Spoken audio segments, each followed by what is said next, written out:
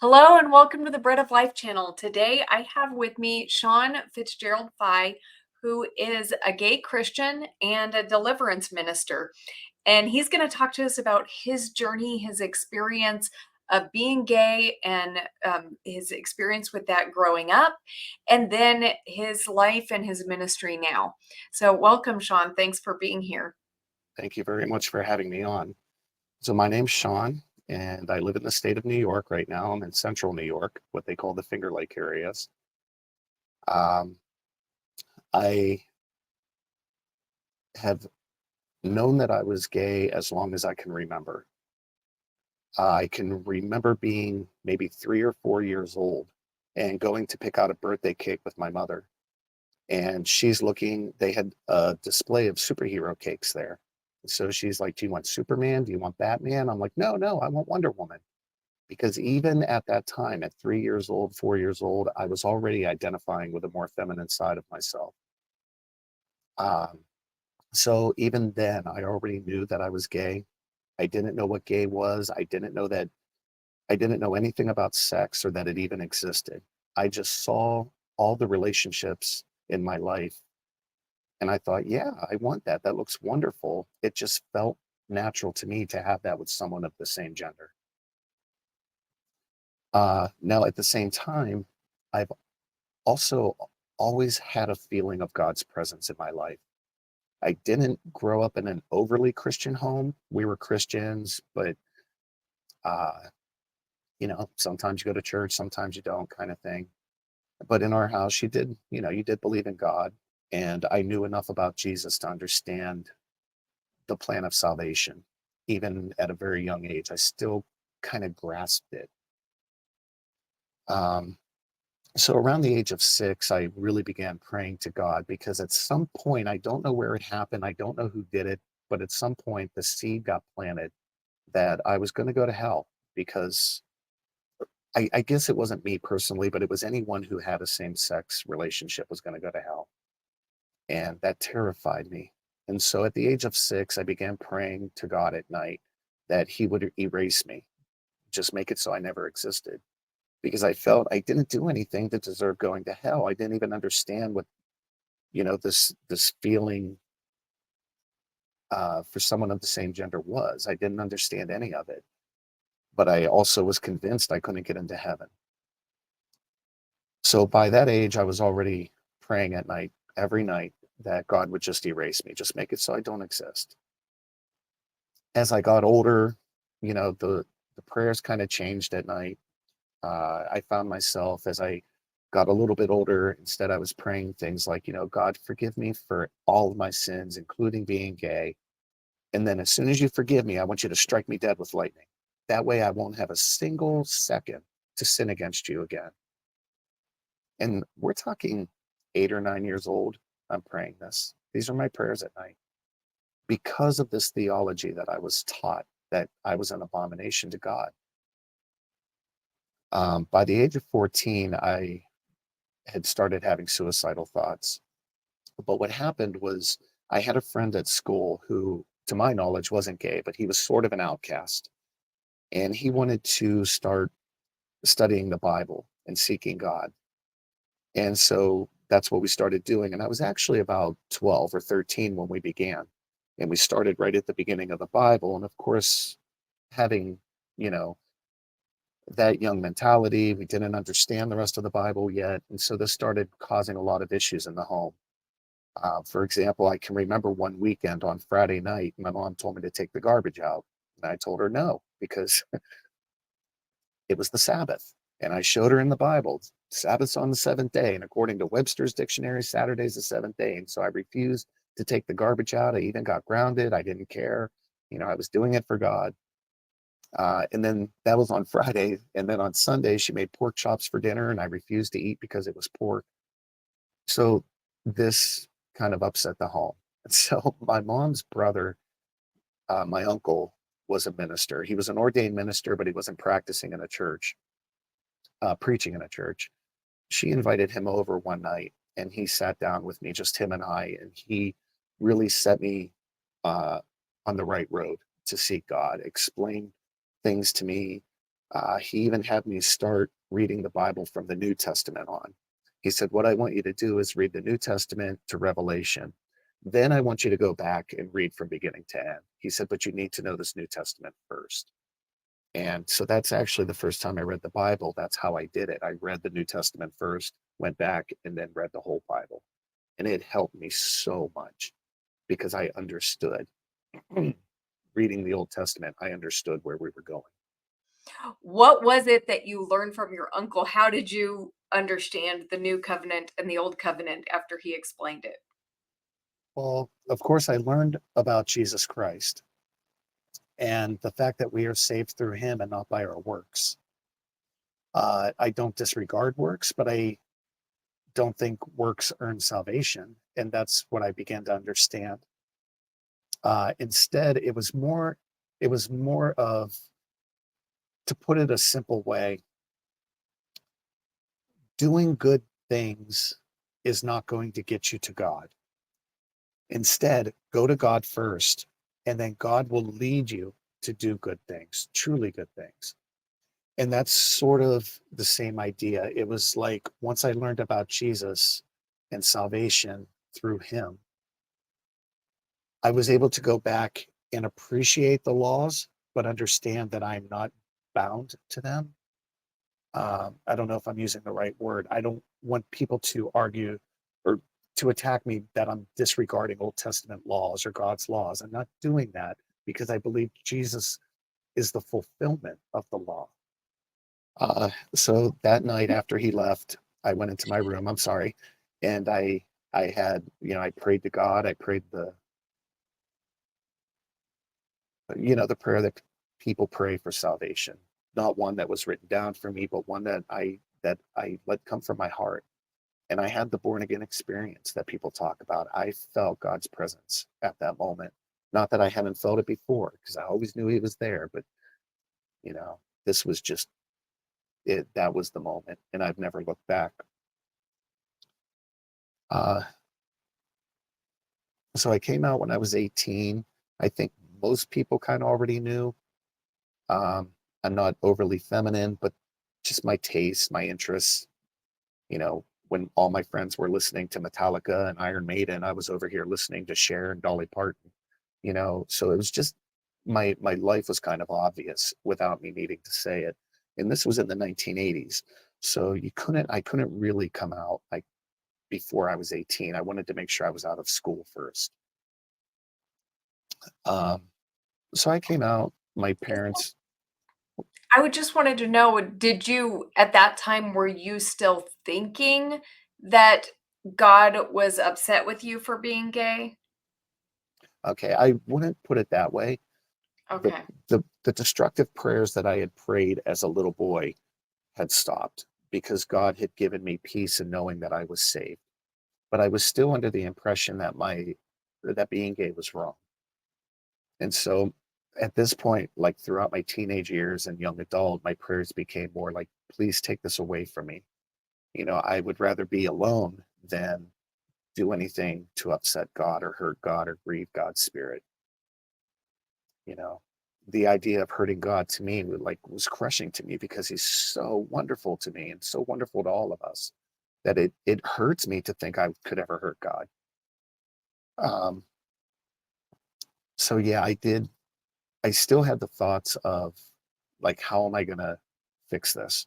But I was no longer having those, thoughts of being erased or thoughts of suicide. That all of those thoughts stopped the night I was saved.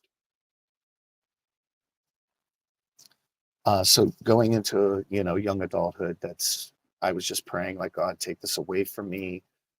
I wasn't necessarily praying to be made straight because it still just felt too unnatural, but it was like, maybe we can do it little baby steps or something. But that didn't happen. We didn't even draw closer to that. But in the meantime, I kept walking my journey daily, seeking God as much as I could, learning as much as I could. Um, and then it got to a point where I thought, okay, well, obviously, like I'm not going to change. So at this point, I'm praying for strength to resist. And that didn't last too long either. That actually led me into sort of like drinking a lot because I was alone all the time. I would leave work, and instead of going home to an empty apartment, I would go to a bar or to a party so I could be around people. And this led to me drinking. And so I thought, this is just as destructive as what I was doing before. I started attending a church in my late 20s. I wouldn't say they were, I, I wouldn't say they were affirming, but they were accepting of me. They knew that I was gay. They didn't care. They brought me in and allowed me to be like a part of the church. And they probably would have embraced any gay person that entered the church. Back then, we didn't have words like affirming or non-affirming, so I don't want to speak for the church itself. I always felt welcomed, and they were all well aware of my sexuality. And actually, at this time, as I said, I was partying a lot because I was so depressed and lonely. I'm the kind of person, I want somebody in my life. I want to share my life with someone, in the bad times and the good times. What good are good times if you don't have someone to come home and share it with? They're not good times. Like, to me, it's not. I, it, I'm just the type of person that needs to have someone. And so it was very depressing for me, uh, to not have one and to think that I never would. So one Sunday morning, I went to church and I was extremely hungover because I had been drinking the night before. And he did an altar call, and he just called people down. So I thought, I'd never gone down before, but I thought, what do I have to lose? I'm just going to go down and tell them what's on my heart. So I went down and I didn't even speak. The pastor already seemed to know what was troubling me. So he laid hands on me, and many, many members of the church came down and laid hands on me. And they prayed that God would place somebody in my life to share my life with and to give my love to. And I think the words they used were to give my love to and to be loved by. And they never said, send Sean a man or anything like that. It was just send Sean somebody to fill that void. That was on Sunday. On Wednesday, I met Ben, who became my husband. And next month, we celebrate our 21st anniversary. So 21 years Wow. we've gone. That's amazing. How beautiful. And it was God. I mean, Sunday morning, everybody's laying hands on me and praying. And on Wednesday, I meet him and know immediately, this is it. This is him. This is what the answer to the prayer. Now, Ben, when I met him, was an atheist. He hated Christians. He hated Christianity because he had been hurt so deeply by, you know, this theology, that this anti-gay theology. So the idea that God even brought us together is kind of shocking. And we used to make jokes about it when we got together. We were sort of like, the angel that sits on one shoulder and the devil that sits on the other. And he was the devil and I was the angel, kind of thing. But over time, I noticed signs that he was starting to develop a curiosity about God. And I never like shoved religion down his throat. We had conversations, we had debates, always peaceful, always friendly, but it was more like tearing down lies that he believed. Well, God supports this and God hates that. It's like, let's go back to the beginning. Let's start with the Bible and see what God really says. Plus, I tried to live my life as a Christian, uh, giving in any way that I could of my time, my money, whatever it took to help others. And he saw that, and he knew that I did it because I I love God, and I feel like this is what Jesus would have done. So how I noticed the progression was this. We, being just him and I, we always eat dinner in the living room in front of the TV at the coffee table because it's just me and him. And so we would go to eat, and I would bow my head and pray, and he would just dig in. And that's just how it was. But then after a couple of years, I noticed that he would pause and wait for me. So I would bow my head and pray, and he wouldn't pray with me, but he would wait to eat until I was done, and then we would eat together. And then I started noticing little things like he would make sure the TV's turned off, and you know, I had complete quiet so that I could pray to God. And I always pray when I pray over my food, I always pray out loud. So I would pray. And then I noticed he started bowing his head. And this was about after 10 years that we had been together, living as a Christian and an atheist. After about 10 years, he gave his life to God.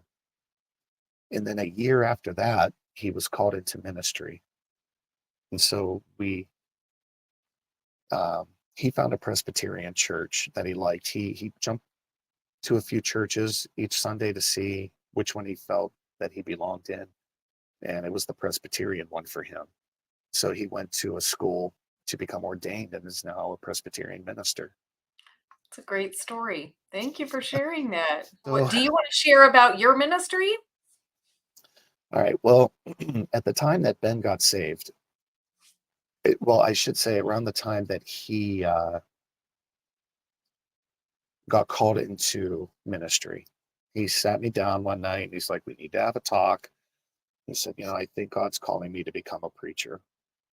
He said, "It means I'm going to have to go back to school. It's going to put a lot of pressure, a lot of strain on our finances, on our marriage." The school was out of state, so he could do a lot online, but he still had to travel to Iowa several times a year for a couple weeks at a time to stay out on campus. So it was really going to be like a strain, but I was all for it. But he said, if you do this for me, once I'm done and get settled, he said, I'll do it for you. Whatever you want to do, go back to school. He said, we'll make sure it gets done for you. So at that point, I started thinking, okay, what can I do? Like, what purpose can I serve for God other than witnessing to people like I've always been doing? So going back, when I was 18, I knew a woman that I thought was demon possessed. And one day while I was praying for her, I had this sort of incident with the demon where she was sitting there and I was just quietly praying to myself for her. I suddenly saw a demon turn and look at me and say, "What do you think you're doing?" Now, I didn't see this with my physical eye. The woman never turned and looked at me. It's not like I saw a demon. I don't know how to explain it, but it was like my spirit knew that this thing had turned and looked at me and said, "What do you think you're doing?" And being 18, I didn't know a, a whole lot about anything compared to now. So I just bowed my head and kept on praying. And that was the end of that. But for the next couple of years, I started suffering night terrors and sleep paralysis, where I'd wake up in the middle of the night and I'm paralyzed to the bed, and I have shadow people leaning over me, laughing at me. They were laughing at the torment that I was going through, and it's torment. Anybody who tells you they suffer from sleep paralysis, it is a horrible experience. I used to even try to throw myself off the bed because I thought if I hit the floor, that's going to wake me up. But I couldn't. I couldn't move.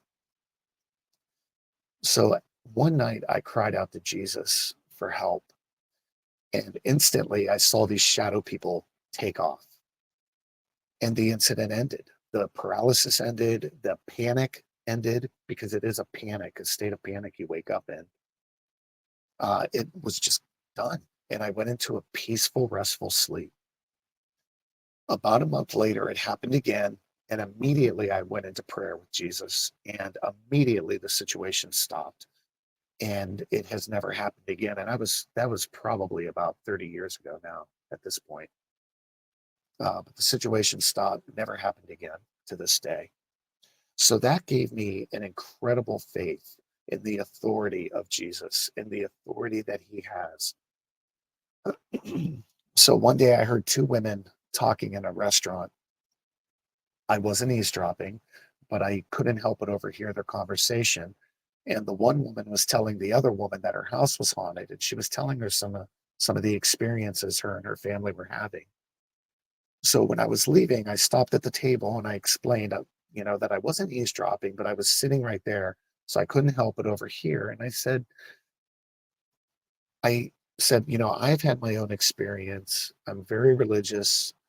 I said, why don't you let me come over and pray over your home and over your family and see if that helps? And she agreed to it. And I went over. It was very successful, to the point where I didn't actually even put my name out there. She told people who then sought me out. I helped them. They told people and it just became this thing. So I would go to work during my day job and come home, and the evening would be just booked up with me going to people's homes and blessing their homes, witnessing to them, teaching them about God.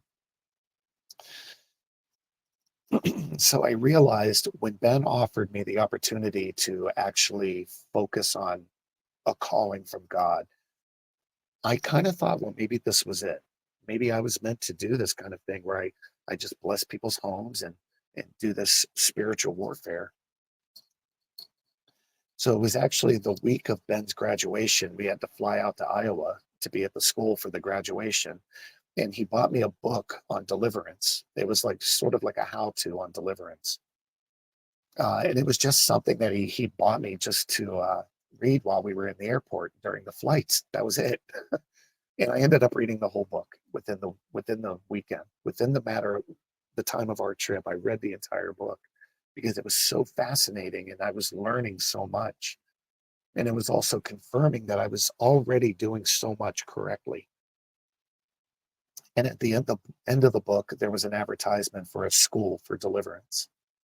And as soon as I saw the advertisement, I felt the click in my spirit. God saying, there you go. There's your calling. And so I saved up and went through school myself after Ben, you know, once he got a church and we settled here in New York. Uh, I went through the school. After I finished schooling, I went through a higher learning that they have. And once I finished with that, I trained with a team of deliverance ministers for about a year, little over a year. And so that's where I'm at now. Oh, wow, that's wonderful. And you have a YouTube channel. If you want to check it out, the link is in the description where you talk a bit about deliverance on your YouTube channel, right? I do. I have a few videos on there. Um, I haven't posted a video in a long time. I haven't felt led to. And if I'm not feeling led, I don't want to do it. Um, but there are a few on there where I just cover the basics of deliverance. I think I have one on there teaching people protection because there is biblical protection we can have. That's at our disposal. Uh, so, and Now, a lot of people have a problem with deliverance ministry because they've had bad experiences with it. And some people are just skeptical about demonic activity and everything anyway. So, can you talk a little bit about that? Like, talk about, bad versus good deliverance? sure. Um, Deliverance is about healing. It's it's a process that what I do is I walk people through a process of prayers that we I don't know how to explain it. We seek God on removing things that are demonizing their mind. I believe that human beings are a trinity, as God is a trinity. We're made in his image. And our trinity, according to the Bible, is body, soul, and spirit. So your body is your body, your soul is your mind, it's your consciousness, and the spirit is the very essence of life. It's what keeps us alive, it gives us life. Now, what are demons after? They're after the soul, which is your mind. So anything that is demonizing the mind is demonizing the soul. So this is where we get into uh, trauma, even sins. it's hard to pinpoint anything specific because every single case, every person is unique. I don't want to call a person a case. Their situation is the case, but that they're so unique and their stories are unique that there's no way to really kind of give you any examples because something that may demonize one person may not demonize another person. But we go through and we find out, is there trauma that we can heal from? Is there forgiveness that needs to be shown, or perhaps forgiveness that needs to be sought? Uh, Being a deliverance minister, I am a believer in supernatural things such as curses, spells, hexes. I do believe these things hover over us. The Bible acknowledges curses by saying that an undeserved curse cannot land. So an undeserved cannot land proves that curses are there and exist. So we go through and remove any kind of witchcraft that's been done on a person. We remove curses that may be upon the person. I believe the tongue has the ability to bless or curse people. So there are some curses we bring back upon ourselves. We can curse ourselves by walking in front of the mirror and saying, "Oh man, look how fat you are," or "You're ugly," or "You're worthless." These are curses you're speaking against yourself, and they have an effect. And we see that. You can see the progression of someone who looks in the mirror and says that they're fat suddenly falls into this trap of self-hatred, self-mutilation. Uh, so that's basically what we do. Well, this is a good reminder for people to, speak well of yourself. Don't, you know, walk around saying bad things about yourself because Not only yourself, but other people. You yes. know, gossiping is a form of cursing people. Mm. But you can also curse your own situations. If you're like, "Oh, you know what? My marriage is never going to work." You're speaking a curse against your own marriage. Instead say, "God's going to make this work." I'm not saying it's a positive activity where you speak positivity to yourself, but it's rather trusting that God is going, even if your marriage isn't good now, God will make it good. Trusting in Him in that sort of thing. Um, but you can speak curses against, your own situations. "Oh, I know I'm going to have a bad day at work today."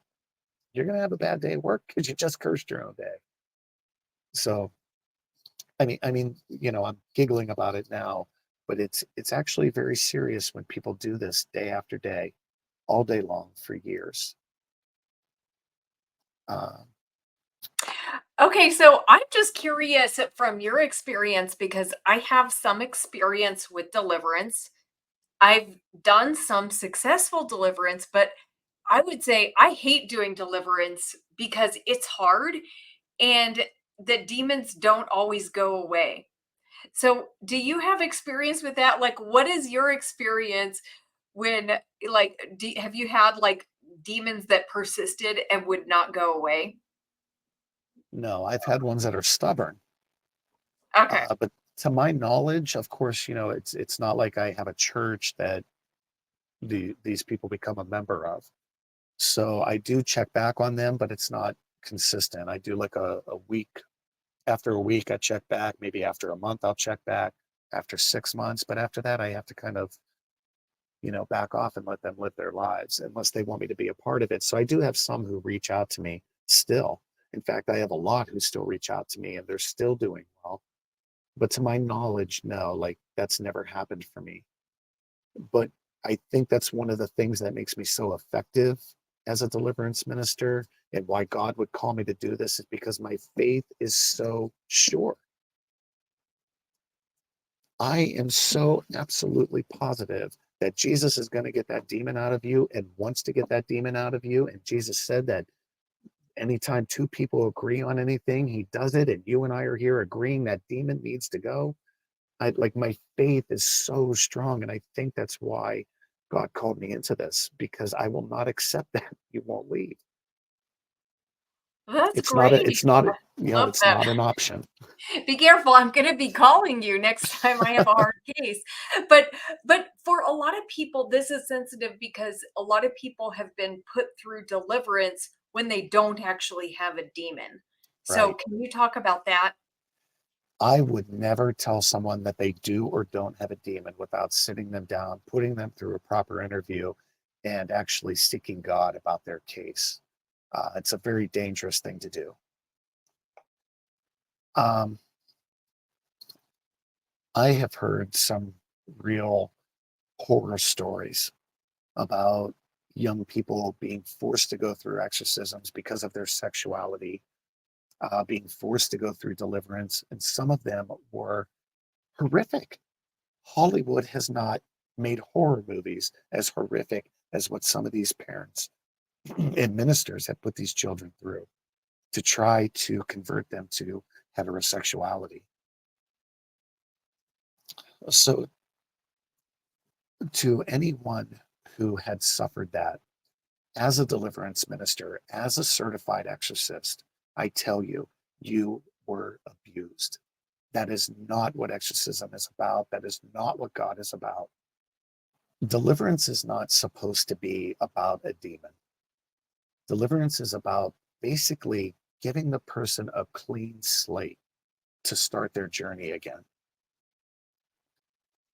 Right. So what we basically do is just try to give people that clean slate, getting rid of all the things that are keeping them awake at night, all the things that are causing misery in their life.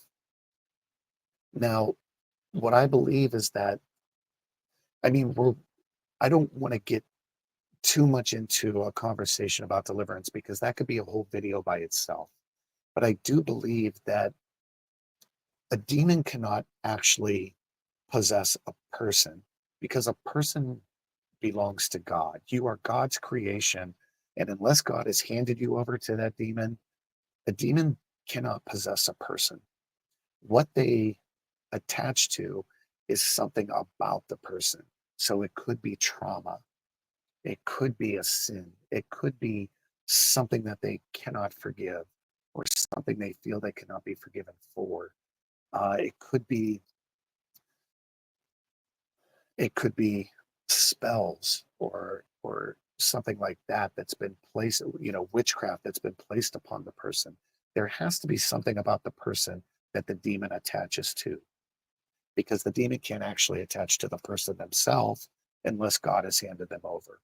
Every one of us is God's creation. We all belong to God. We may not be saved through Jesus Christ, but we are all still created by God, which means we belong to Him until we take our last breath.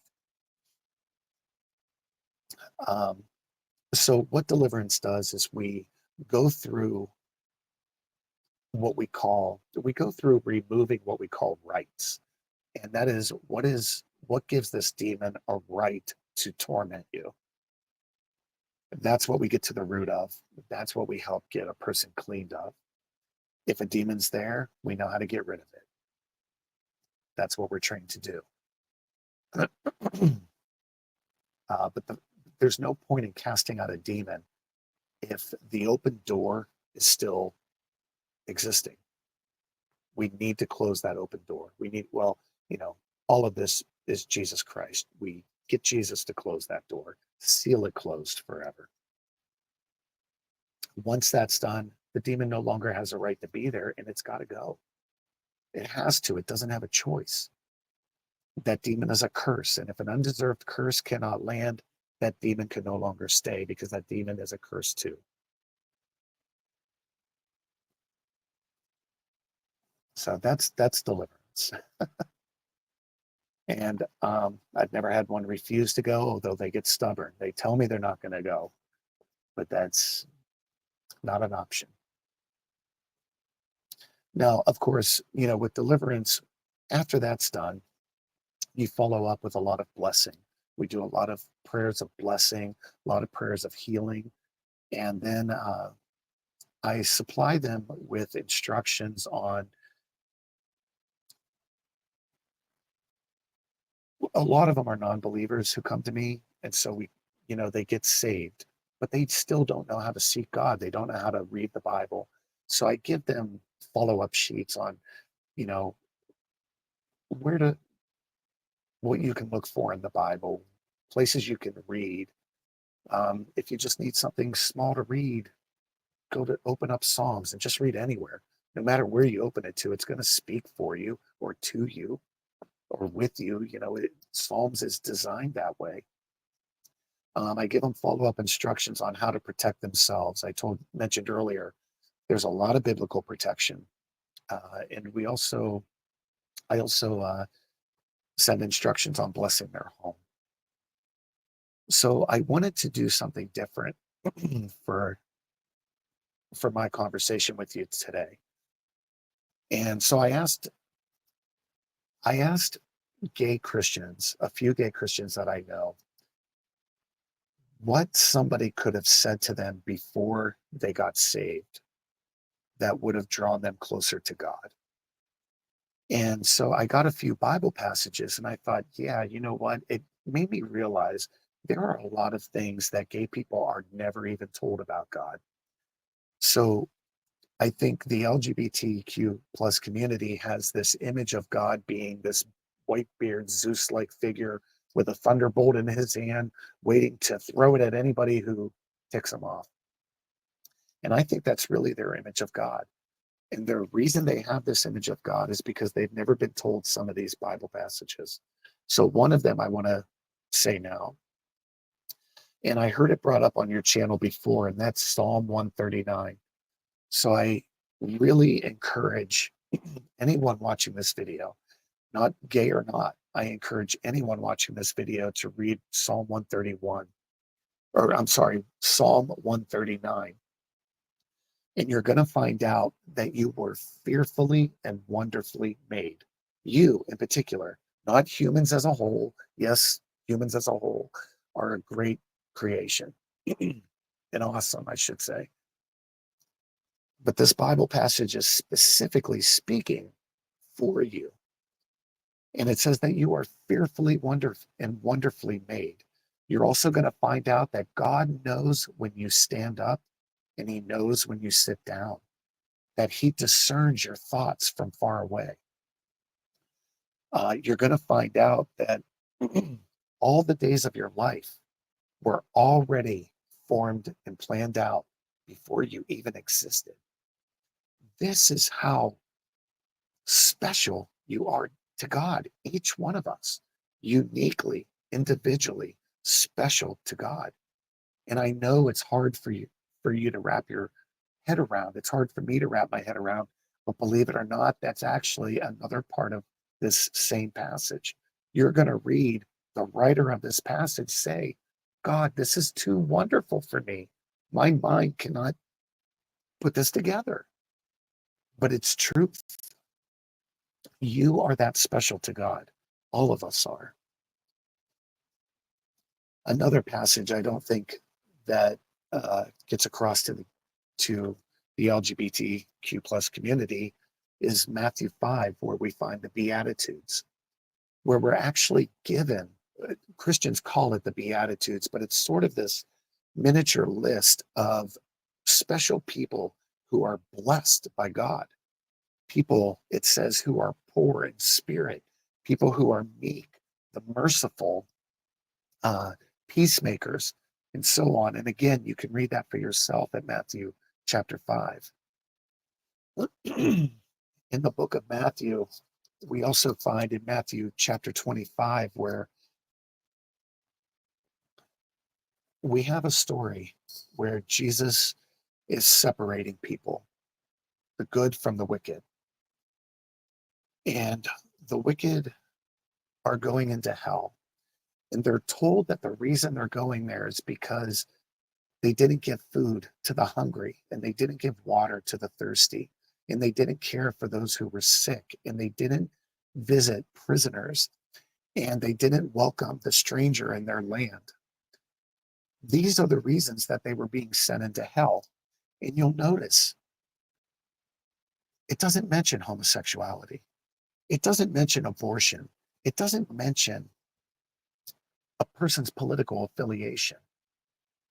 What it mentions, every single one of these reasons that they're going into hell, is because they didn't love someone that they saw who needed love. They refused to love them. Another passage I wanted to bring up, again in the book of Matthew, where we find Jesus telling us that not a single sparrow falls, a sparrow meaning a bird, not a single one falls to the earth dead without God knowing about it. So just imagine how much more important you are to him than a sparrow. And two more that I'm going to bring up. One was brought to my attention, which was Acts 10. And I think I've heard you talk about this before, Rebecca, when God says that what God has made clean, do not call profane. God has cleaned me. He has washed my robes clean. I asked.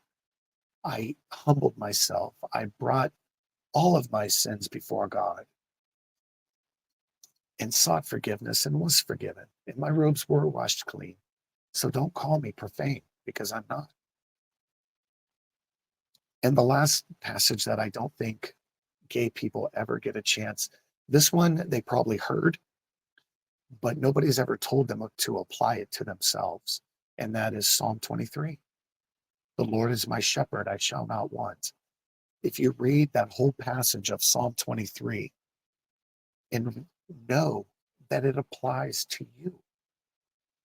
So I believe gay people, most everybody has probably heard Psalm 23 at some point in their life, but nobody has ever attached it to a gay person. A gay person has never said, oh, that's me. God is my shepherd. God's going to make my cup overflow. God's going to walk me through the, the still, walk me past the still waters and lay me down in the green fields, the green pastures.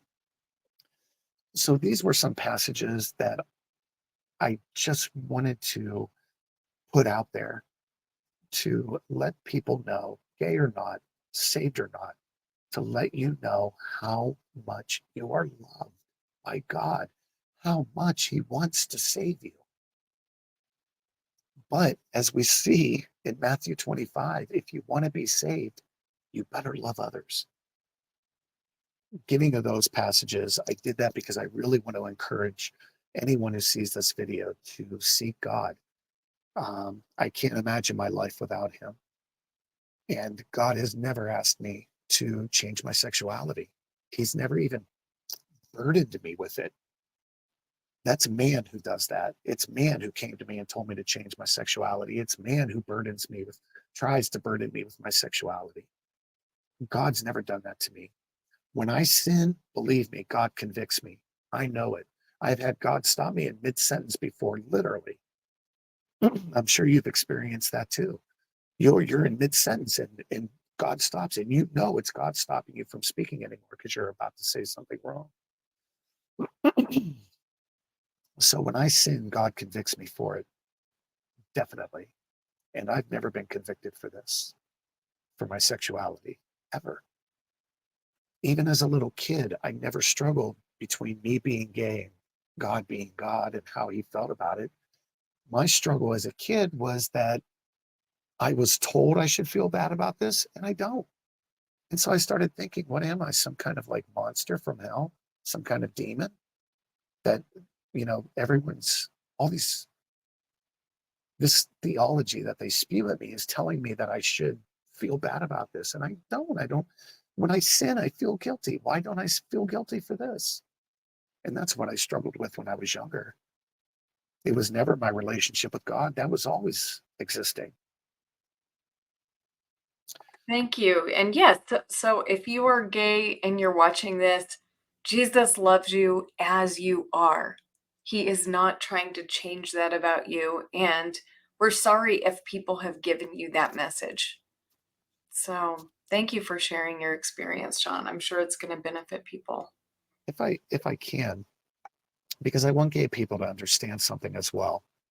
Um, we recently just passed National Coming Out Day, and last year I had read a testimony from a gay person who's not a Christian. Um, They said that they prayed and prayed for God to change their sexuality, and he didn't. So they turned their back on him and walked away.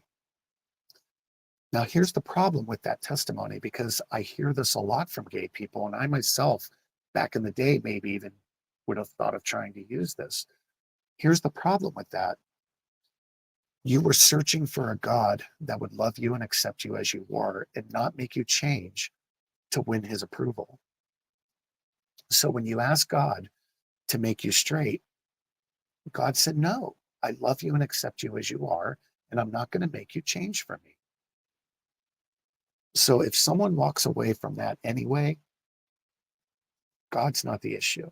There's some other reason that you're walking away from God, and you need to focus on that.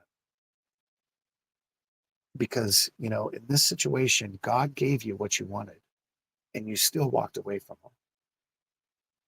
Now, something else that I wanted to touch on, because I don't think this gets shared a lot either, and that is the fruit of the theology that they have, that gay people are abominations, and the way that they go about this.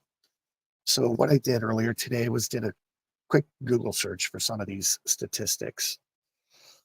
And this is the fruit, because God told us to look at the fruit. So we know what kind of tree it is by the fruit that it produces. Now, I'm just going to give you a couple statistics here. These are for children from the age of 14 and under. So this is from babies to the age of 14. 41% of them have contemplated suicide within the last year. This is LGBTQ plus children, 14 years and under. 41% has contemplated suicide. 14% of that 41% has tried just over the past year. Almost 70% of gay children suffer from depression and anxiety.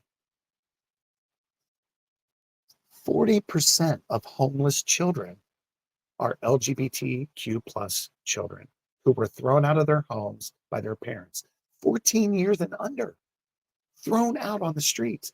40% of the homeless children on the streets are because they were thrown out by their parents for being gay.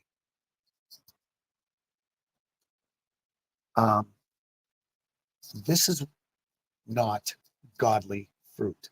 I don't know how to embed this into their heads.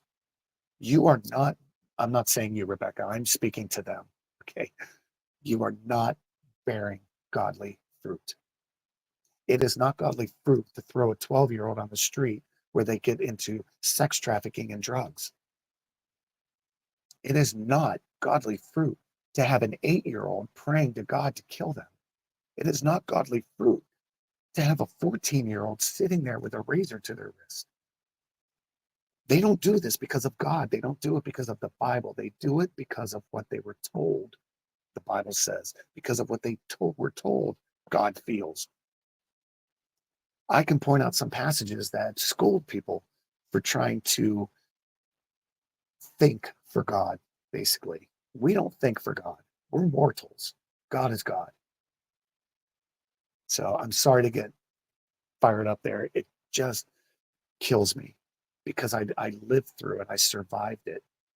And that's, they try to brush this off, and they try to, we didn't do this. It's not our fault. Yes, it is. I'm telling you it is, because I lived through it. You can't deny it with me. You might be able to deny it to your congregation. You might be able to deny it to a non-believer, but I survived it, and God pulled me through to the other side. Yeah. So one more thing I'll touch on, and then I want to do a final message, if that's okay. But you and I talked about perspective, and the last time we spoke, we were actually talking about Bible passages, just different perspectives on them. We even talked about the woman at the well, and you have one perspective of that story. I have another perspective of that story. Neither one is right, and neither one is wrong. But what I want to do now is use perspective in a different way. And this is sort of me versus them. And when I say them, I'm talking about preachers who condemn. In their story, they are champions for God. They are doing God's work in their story. But in my story, you're Satan. And I'll explain why I say that. The Bible says that my accuser is the devil. That's who stands before God trying to accuse me of my sins. So when you put this theology against me, you're not just warning me of something you think is a sin, because you've already charged me, judged me, condemned me, and sentenced me. That's accusing me. So if you're accusing me in that fashion, you're standing arm in arm with the devil. The Bible says the devil is my accuser. In their story, I know that they are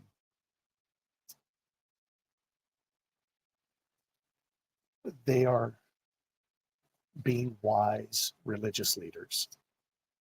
But in my story, you're being a Pharisee. And again, I'll explain why. I'm not saying they're Pharisees simply because they're trying to accuse me of some sin. They are Pharisees, number one, because they put demands on me that they themselves wouldn't even follow. And that's biblical. That's what Jesus accused the Pharisees of doing, the religious leaders of his day of doing. I can't turn straight any more than somebody can turn gay. And if they were in my shoes, they wouldn't turn straight. It's so against the very nature that you have.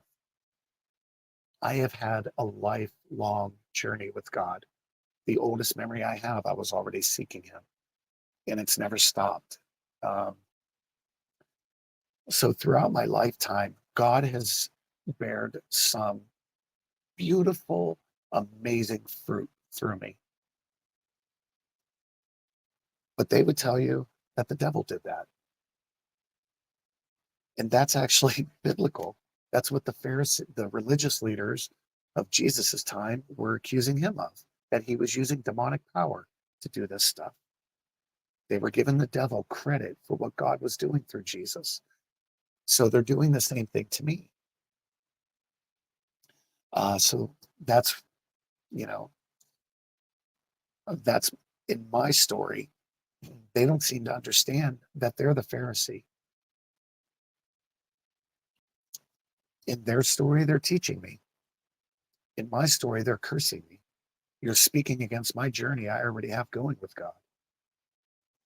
And again, in their story, they think they're bringing me salvation. But in my story, you're trying to steal my crown. I already know Jesus. He is my Lord and Savior and has been my entire life. My crown is there, and they're trying to steal it from me.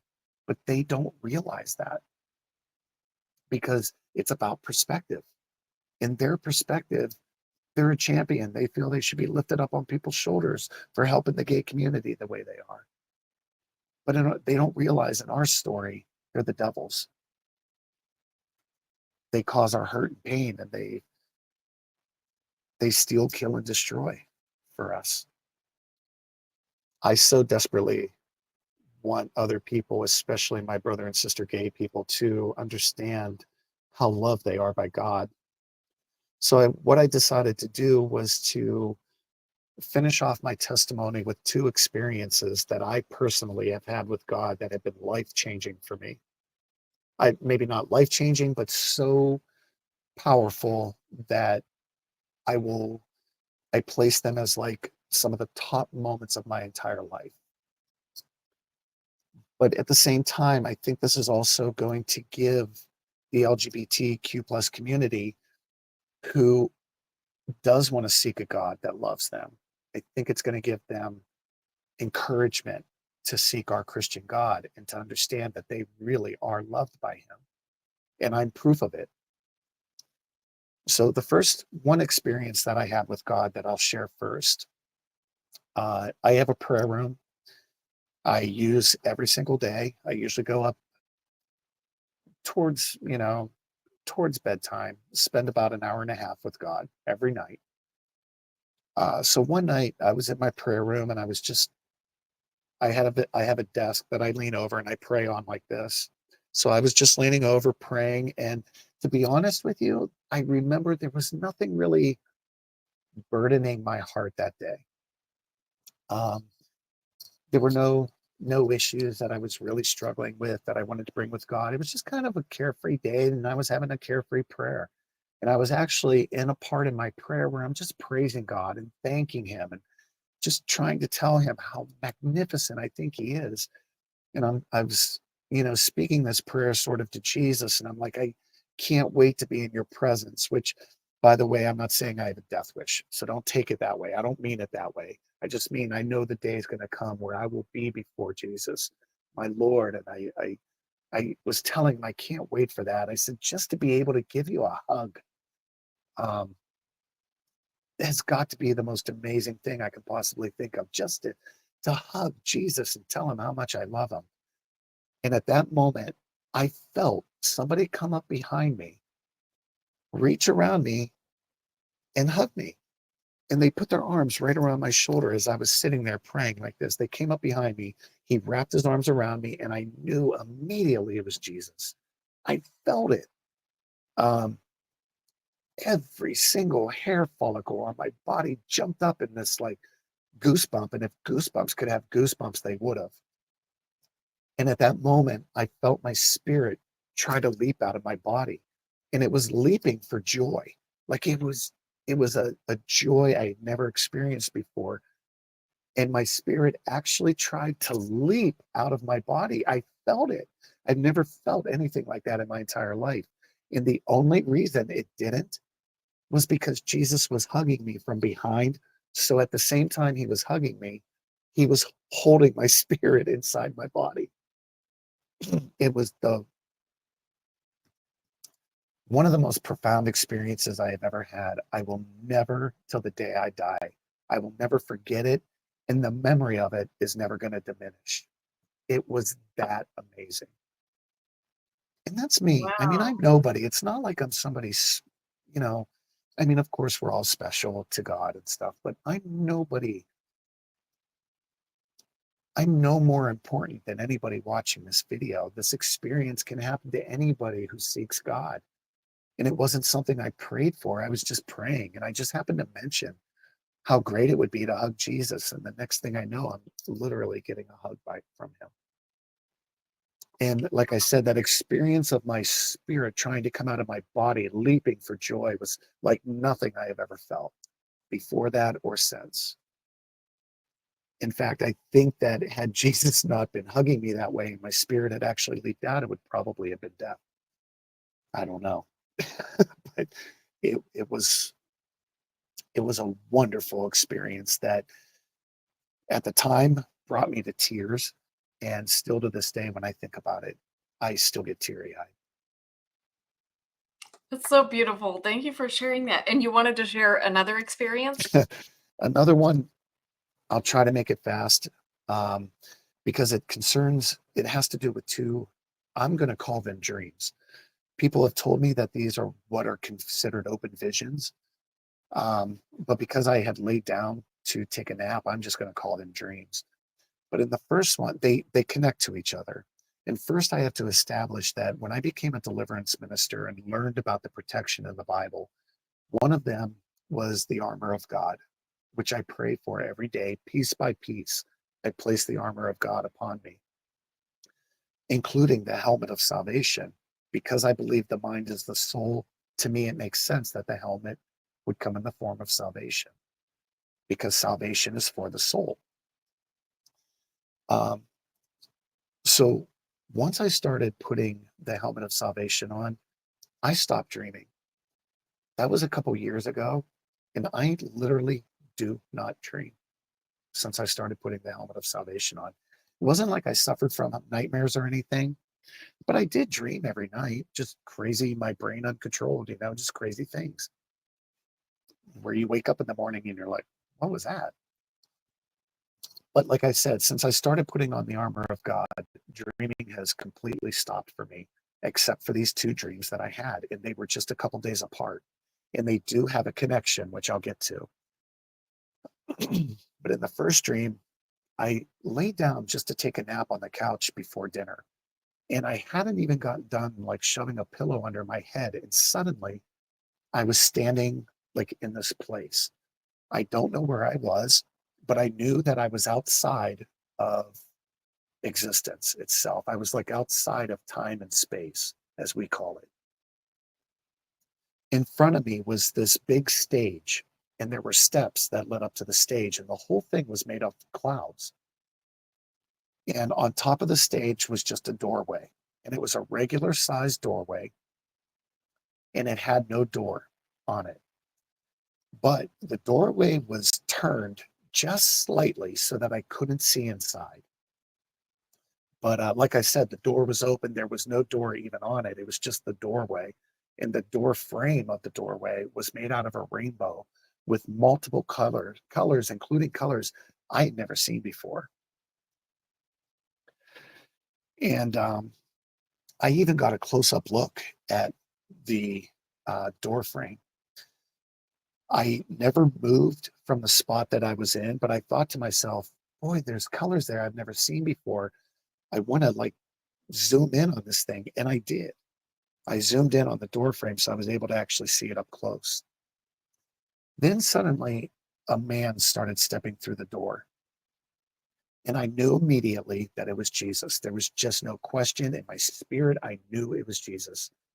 And he started stepping through the door. And I couldn't make out any detail of him. It was just a humanoid figure in the shape of light. And the light was shining as bright as the sun. But it didn't hurt my eyes to look at him. And this, I remember in the dream thinking, wow, that's neat that I can actually look at him, even though he's shining brighter than the sun would be. And he had these golden, like rays emanating from him. And I will tell you that I'm not a person who's much impressed by gold. I honestly don't know what people see in it. It's a little too close to yellow for me, and I'm not a fan of yellow. I like silver, I like diamonds. These things I understand why they're valuable, but gold I never quite got. However, this gold that I saw in this dream was so golden that I like it literally made my jaw drop. It looked like somebody had been polishing gold for eternity and then showed it to me. It was that golden and that incredible. And I can't even tell you what kind of substance it was made of because I remember thinking, wow, I could like scoop my hand in this and actually hold it within my hand. But at the same time, I could walk through it as though it was just a mist or something. So it was like a solid and a liquid and a gas all combined into one. And Jesus was walking through the doorway, but he never fully stepped through before I woke up. The last thought I had in the dream was, man, this is so incredible that I should have disintegrated. And this wasn't like a thought that I had where I'm like, oh, this is great. Like I should disintegrate. It wasn't a thought, it was an actual knowing that this was so magnificent. I really should have just evaporated into nothing, but yet I didn't. I don't know why. God protected me. So that's when I woke up. A couple days later, I had another dream and it was the same thing. I just laid down for a nap, but I instantly went to this place and I was standing there with my head bowed and I had a crown on my head. And I knew that I was being given this crown as a reward for good things that I had done and good things that I had said. And I was really bothered by this because there was this man standing in front of me and I wasn't looking at him because my head was bowed. So I was looking down at his feet and I could see his bare feet. And I was so bothered by having this crown on my head because I knew that he deserved it, not me. And so I reached up and I took it off my head and I tossed it at his feet. And when I took it off my head, I got to see the crown for the first time. And the crown was shining those same golden beams that were emanating from Jesus in my previous dream. So in the first dream, of course, I knew I was having a spiritual experience. In the second dream, I had no idea I was until I saw the crown. And then I'm like, oh, this is a heavenly crown. That's why it's shining like this. Excuse me. So I took the crown off my head, tossed it at his feet. I understood that this was Jesus who was standing in front of me. And as I heard the crown like settling on the floor, I could actually hear like it sounded like metal. I woke up. Now, I didn't think much about this at first, other than it was a great experience. It was something I was never going to forget. But even trying to think back, like now when I think back on the dream, I can't get my mind to recreate that gold that I saw. I can get my mind to imagine a really golden gold, but I can't get it to remember what I actually saw in the dream. And it's hard to explain, like somehow my spirit still remembers, but my mind itself, I can't replicate what I saw in the dream. It's like my brain is not capable of doing it. My brain's not capable of vision uh, visualizing what I saw. It was that incredible. Um, so the first dream, I just thought, okay, it was a wonderful experience God gave me. The second dream was actually an answer to prayer because at the time I had been praying to God diligently about whether or not I was giving him enough credit. I wanted to make sure all the glory went to God, but I also didn't want to be rude to people. When they would thank me for helping them, I didn't want to be like, well, don't thank me, thank God. I think that's a little rude. I want it to be more like, of course God gets all the glory, but I accept your thanks also, but just to be polite. But then I thought, well, maybe I'm doing the wrong thing by that. So the second dream to me was confirmation that I was okay, that God was saying, look, you didn't even know that Jesus was standing, you didn't even realize this was Jesus standing in front of you. It was just an automatic instinct for me to give him the glory. And so I left it at that. About 6 months later, just in my daily Bible reading, I just happened to be at Revelation, and I was reading over the passage of the Church of Philadelphia. For someone who hasn't read the Bible, this might not resonate the same way because you don't. Um, there are 7 letters to 7 different churches, and the Church of Philadelphia is kind of the one that's doing really really well. And so everybody kind of wants to be a part of that church. The other ones, some doing okay, some have issues, some have things to work on, but Philadelphia is doing good. So everybody kind of wants to be a part of, you know, that group. But as I was reading over the paragraph about the Church of Philadelphia, I started seeing my dream there, in the sense that Jesus specifically states, I will place an open door before you that no one will be able to close. Just like the door that I saw that didn't have a door on it. It was just the doorway. So because it doesn't have a door, nobody could ever close it. Jesus placed it there, and he placed it up on this stage so that it was to express the importance of this doorway, that it was there, put there by him. If you also continue reading, it goes in. I should have had this open, I guess.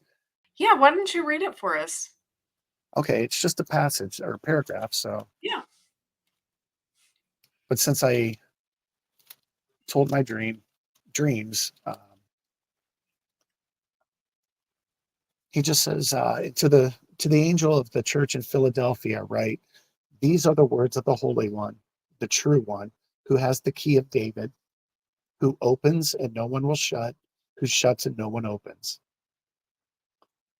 Jesus says, I know your works. Look, I have set before you an open door, which no one is able to shut. I know that you have but little power. That's another thing I connected with. And yet you have kept my word and have not denied my name. I will make those of the synagogue of Satan who say that they are Jews and are not, but are lying. I will make them come and bow down before your feet, and they will learn that I have loved you. Uh, I was praying pretty heavily about the attacks that I get from my brothers and sisters, people who claim to be Christians and things like that. And it states in here how Jesus is going to have them come and he's going to make them bow down and they will know that he has loved me. Because you have kept my word of patient endurance, I will keep you from the hour of trial that is coming on the whole world to test the inhabitants of the earth. Another thing I pray daily is Maranatha. I am a believer that we are in the last days, so I'm a prayer for Maranatha. So that made sense to me also, that he would save us from the hour of trial. I am coming soon. Hold fast to what you have, so that no one may seize your crown. It talks about not allowing anyone to steal your crown, which in that second dream, I had that crown on my head. If you conquer, I will make you a pillar in the temple of my God. You will never go out of it.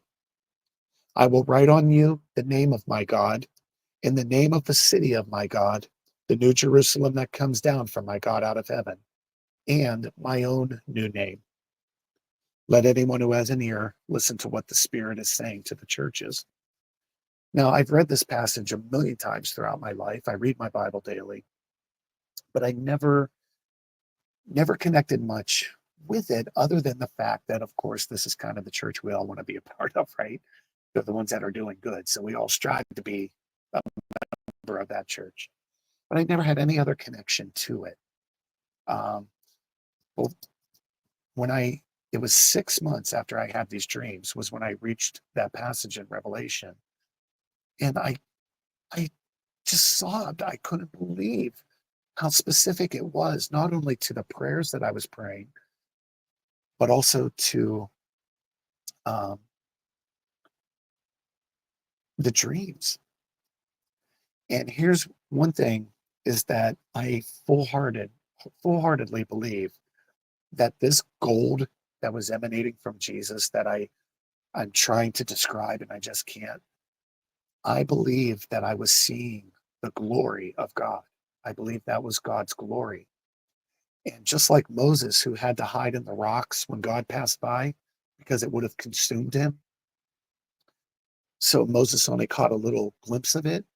In the same fashion, it was that way with me because Jesus was stepping through the door and he hadn't fully stepped through the door. So I hadn't seen his glory in its fullest. But even what I did see, even the little piece that I did get to see, it was so great. I can't get my mind to remember it. But also, the crown in my second dream, I knew that it was a heavenly crown because it shone with God's glory. The Bible says that we are crowned with God's glory. That's what crowns us is God's glory. So the fact that my crown was shining, that golden and essence that was shining from Jesus, leads me to believe that I absolutely saw the glory of God, not in its fullest, but I got to see it. So the reason I share this with you is because, again, I am no more no more important to God than anybody else. If God is willing to do this for me, he would be willing to do it for you as well. That's beautiful. Thank you, Sean. And I know there are so many people who really do seek God and would love to have a spiritual experience like that, and they haven't so far. But what I noticed about your experience is that you were not seeking the experience, you were actually just seeking God. And you had many nights where you prayed and nothing like that happened, right? So we can't always predict when God is going to give us an experience like that, but uh, the point is that God loves you, he showed you his love, and that God does that for people. Right. In a way that will be recognized by them, by the individual. My experiences may not have the same effect on somebody else that it did on me. God will give you your own experiences that are specifically designed for you. just like mine were specifically designed for me. Do you have any questions?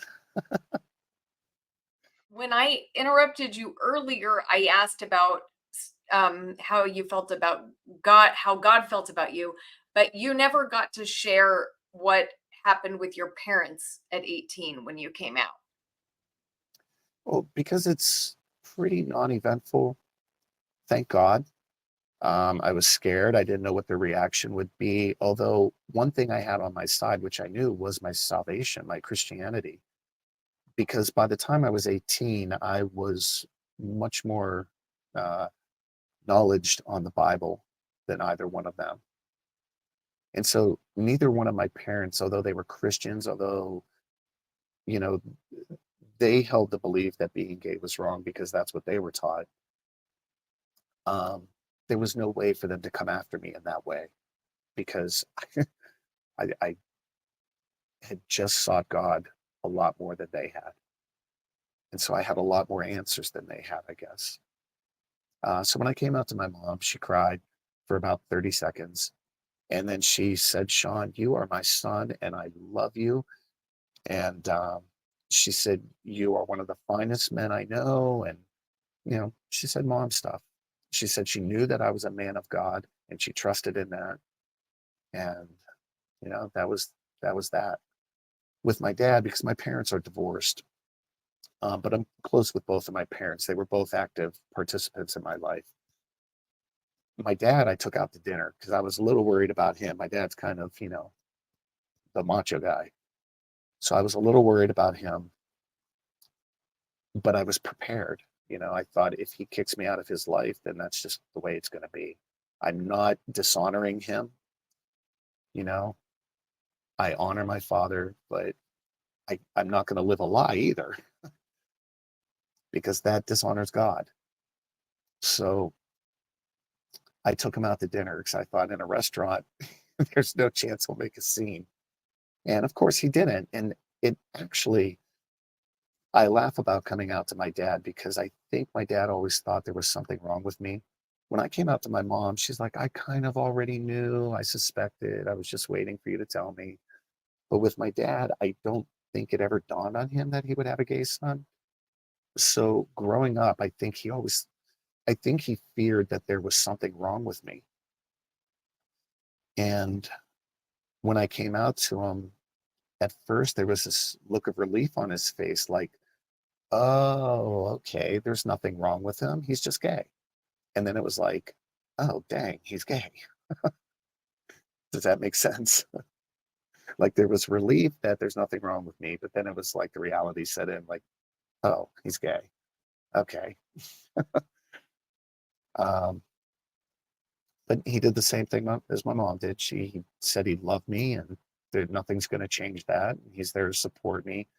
My dad, uh, my dad was in law enforcement. He was homicide detective and then a U.S. Marshal. So he's seen some stuff.